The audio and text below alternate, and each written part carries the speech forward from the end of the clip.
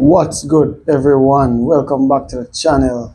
Welcome back to British 876 Sports, where we discuss and we dissect the realest and the most authentic football and sports opinion. Guys, the El Clasico just came to an end. The biggest derby, or for some, they might say a derby is a geographical derby, but this is the Spanish derby, guys. This is the biggest club clash in the world. Some would say, arguably, there are other club clashes, other club derbies, which are of high stakes as well. But this was the El Clasico, guys, the highest of high in the world.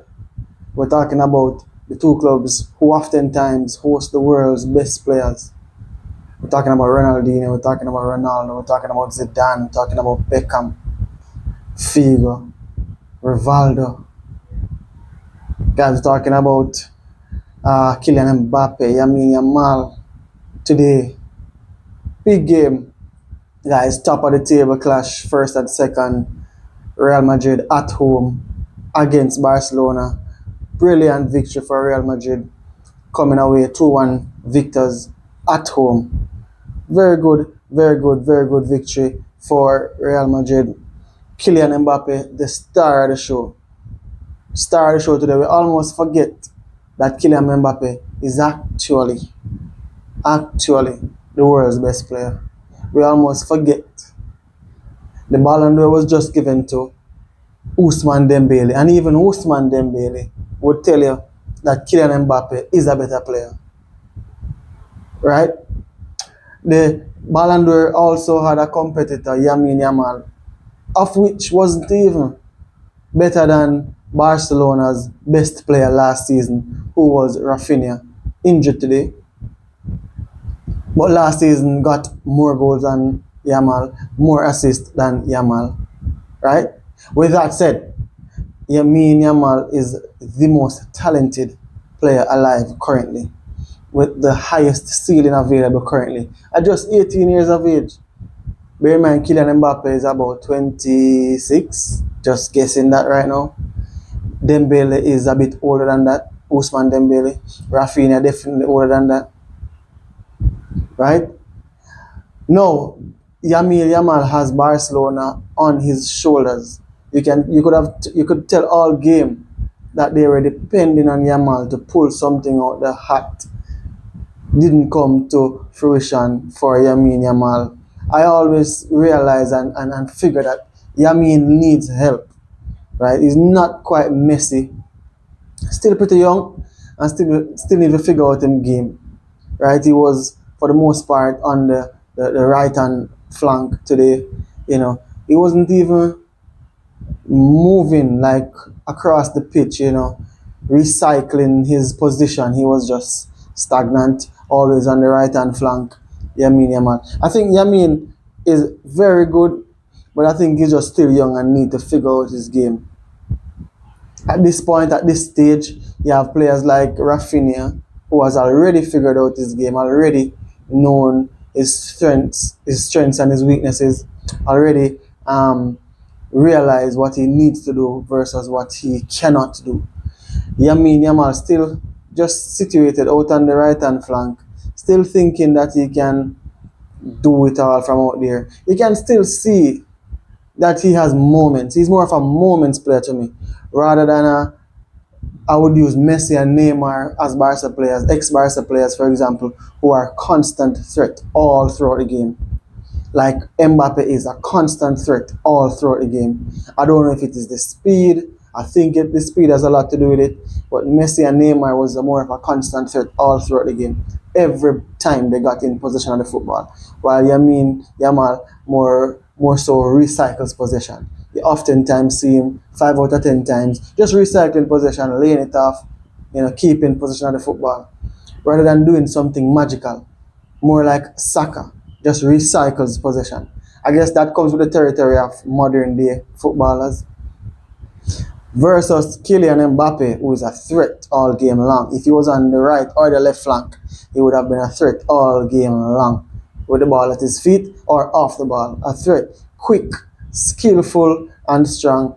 Kylian Mbappe, I think he's the best player in the world. But you know how the best player in the world award is given out these days. You can never tell if you're relying on the Ballon d'Or winner. Right? We've seen Messi won the Ballon d'Or winner where he wasn't the best player that year. We've seen Messi won it twice. We've seen other players. We've seen Madrid won the Ballon d'Or winner when I doubt Madrid was the best player that year. So, very good victory for Real Madrid. Camavinga, haven't seen him in a while. Eduardo Camavinga, maestro in midfield, good midfielder. Didn't even play in midfield today. Played on the right side of midfield, almost as a right winger. I was a bit confused in the first half when I saw his positioning. Played on that side to accommodate Jude Bellingham, who is back from injury about 2 to 3 games now, but they kind of developed him to start this game. I think Madrid, this is my opinion, is worse off with Jude Bellingham. Vinny came off today and he was livid. Vinny was actually livid, wondering why is he coming off the pitch. He won a penalty early on in the game. Was chalked off by VAR, no penalty. You know, it was a constant threat, Vinicius Jr. And to come off while seeing Golia left on the pitch, I think Golia was on the pitch, but while seeing Mbappe, while seeing Jude Bellingham on the pitch, while seeing Camavinga back from injury on the pitch, a few players stayed on the pitch. He had all right to be livid, Vinny. But nonetheless, at the end of the game, you saw the fight. He was there on the sideline fighting, you know, questioning the whistle, the referee's whistle that went against his side. It was the moment of the coming off that got the better of him, of Vinicius Jr. But he came off, and Madrid still went on to win the game. Rodrigo came on, and Rodrigo is literally one of the most unfortunate players. But he's at Real Madrid. Not to mention Hendrick. They're Real Madrid, you know, that comes with the territory. You should expect at any minute that you will be dispelled from the starting lineup because you're at Madrid, right? They host a star-studded field of players on the pitch, starting 11 and the bench. And most of those, or some of those, including political players like Jude Bellingham, right? Who is a political player. You can question that however you want, but that's just a fact. The fact that Hendrick isn't playing, Vinicius is coming off, Rodrigo is not even starting the games, while we have players like Jude Bellingham playing, questionable. Now, he strung a through pass to Kylian Mbappe to go ahead for Real Madrid. String, good turn, strong onto Jude, in the space for Mbappe to run on into. And that was after Real Madrid had 2 goals chalked off. I think one was a potential penalty, so that's a goal hypothetically chalked off. And then I think Mbappe scored a smashing volley. A smashing volley he scored, which was chalked off again for offside. I think that offside rule needs to be reviewed. If you watch the game and you saw the replay, you saw the highlights, you saw the offside breakdown, if that is being given as offside game in, game out, it needs to be changed. That to me is like the offside rule in track and field. It's still the most unforgiving rule. How can that's a smashing free kick, or you give that as a penalty? Questionable. Or you give that as an offside? Questionable. And next game has started, Celta Vigo playing Osasuna. Okay. So yeah, or you give that as a penalty. In a mistake by Barcelona, Mbappe catch it on the volley. It was a banging goal, banged on the back of the net from the volley. And when you see it's given as offside and the players are in line, it's literally like a fingernail of inches that caused it to be an offside goal. You question, you're like, that is not an offside. That's not an offside. They need to change the rules. As Arsene Wenger said, who is I think he has some sort of role in FIFA or UEFA. I think it's UEFA. Correct me if you know. said that the offside rule needs to be that the attacking player needs to be not in line but beyond the defender. So he must be ahead of the defender, not in line where you're having to figure out whether his toenail or his lace or his elbow is in front. It's clear that's not offside. If your elbow make him offside, how that should be offside? Right? And as a neutral, I was a bit livid. Now the history of me supporting football, I inherited Manchester United as a supporter, as a fan, but then went on to form some sort of affinity with Real Madrid. So Real Madrid was my side as Manchester United way up into my late high school years. It was late high school when I started to realize that you can't carry two sides, hence I'm a burnout man who carry two sides and three sides and four sides. I know people who carry side from I know people who carry side in the Premier League, I know people who carry Real Madrid, Man City, Juventus and Bayern Munich. Foolishness. Right? So with maturity you have to realize that don't make any sense.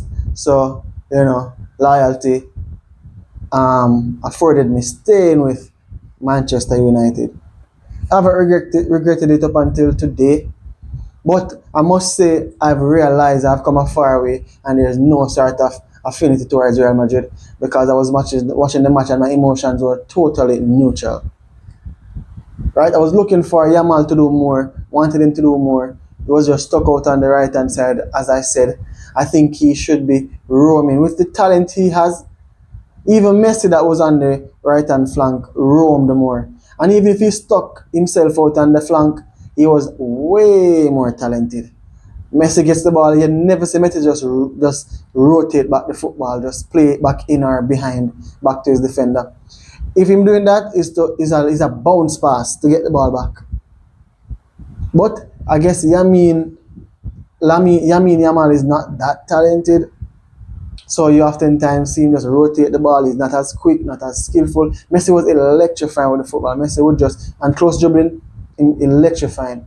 He would just run past a few players in a short space of time. 5 yard, 10 yard, 3 players there, he would just somehow fly past all 3 with the football. Lacked that ability. Neymar had that ability as well. You had players like Robin who had that ability. You had a few players who had that ability. Yamal still young, better than they were at his age, so that's a plus for Yamin, right? But still not there for Barca yet, but they were relying on him today. Rashford on the opposite flank got an assist. This game revealed Rashford's caliber. He's not gonna pull anything out of the hat. He's not the world's best player. He's not Mbappe's level. He's not Rafinha's level. He's not Yamal's level. It was a bit off it today, even though he got an assist. A bit off it. So, and a reminder for the United fans who said, look how Rashford is performing. Obviously, Rashford is a capable player. Obviously, he's a capable player. But not to the level of which these Barcelona players are. Not to Pedro's level, not to Frankie de Jong's level. He's not that level. Right? And today is a reminder that Kylian Mbappe is one of the world's best players. I don't know when he reach outside of the top 2, in people's opinion. I guess the Ballon d'Or gives them a perspective. But Kylian Mbappe was always and is one of the world's best players. With his pace, his skill, his finishing ability, definitely one of the world's best players. And he's back into the conversation, I'm sure now.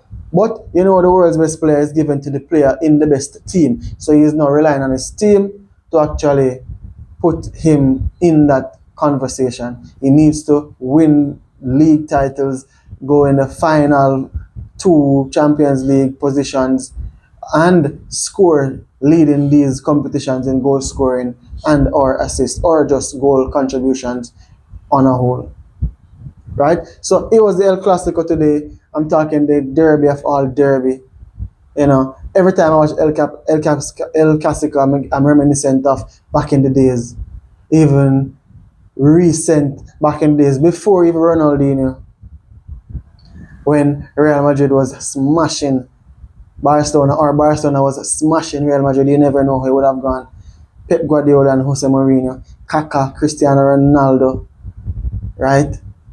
Playing against Barcelona, Iniesta, Xavi, Messi. It's always a star-studded field. Today is the least you're seeing in regards to star-studded. So when people talking about Bellingham as star-studded, right? As the face of Barcelona.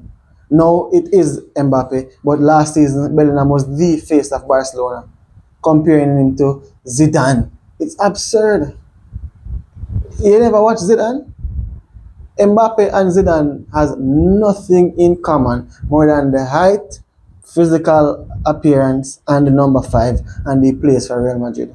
There is absolutely nothing in common. Stop it. Stop it. Zidane was a maestro.